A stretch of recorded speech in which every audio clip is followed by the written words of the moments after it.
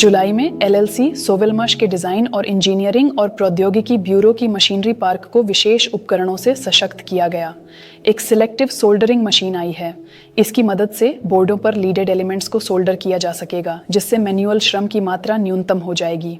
एक और उन्नत कंप्यूटर नियंत्रित लेथ मशीन, जिसमें एक लंबा बेड है, भी सफलतापूर्वक पहुंचाई गई है। चिप्स ब्रिकेटिंग यूनिट भी पहुंचाई गई है, जो धातु की चिप्स को कुशलतापूर्वक प्रोसेस करके उसे ग्रेडेड मेटल में बदलने के साथ साथ उसके परिवहन और निपटान की लागत को काफी कम करने में मदद करेगी।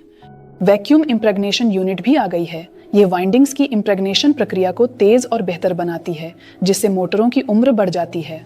मशीन पार्क में 2 नई सेक्शन वाइंडिंग मशीनें भी जोड़ी गई हैं, जो उत्पादन लाइन की निर्बाध कार्य प्रणाली सुनिश्चित करने और उत्पादन में आने वाली बाधाओं को दूर करने के लिए आवश्यक हैं।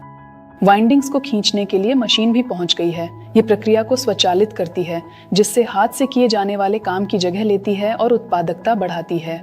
इलेक्ट्रोटेक्निकल स्टील की स्टैंपिंग से निकलने वाले कचरे के संग्रहण और परिवहन के लिए धातु के चलायमान कंटेनर आ गए हैं। एक नया रैक भी लगाया गया है, जिस पर स्टैंपिंग के लिए भारी उपकरण रखे गए हैं। सभी मशीनें अपनी अपनी कार्यस्थलों पर स्थापित कर दी गई हैं। साथ ही जुलाई में उत्पादों का निर्माण भी जारी रहा।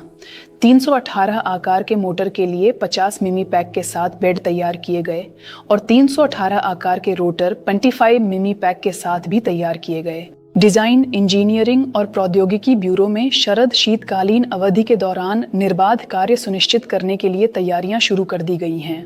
हीटिंग सिस्टम के मड कलेक्टरों की सफाई, इकाइयों और उपकरणों की तकनीकी जांच और उद्यम की तापीय ऊर्जा सुविधाओं पर रखरखाव कार्य किए जा रहे हैं। और सबसे महत्वपूर्ण बात, डिजाइन, इंजीनियरिंग और प्रौद्योगिकी ब्यूरो में सबसे जटिल इंजीनियरिंग उपकरण प्रणाली कूलिंग सेंटर का शुभारंभ हुआ।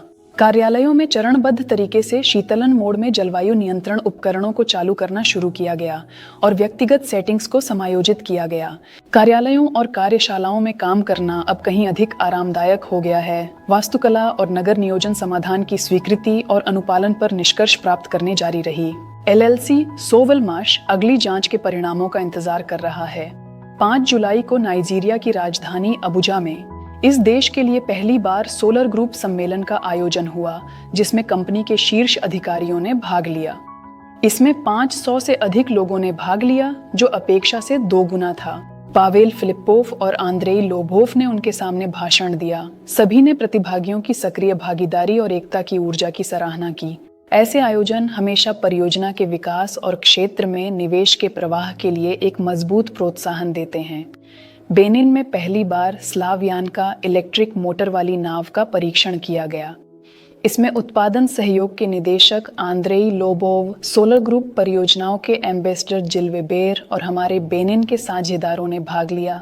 मोटर ने भारी नाव पर, जिसमें 2 दर्जन यात्री सवार थे, बेहतरीन प्रदर्शन किया।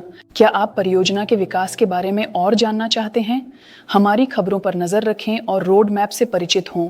यह विवरण में दिए गए लिंक पर उपलब्ध है।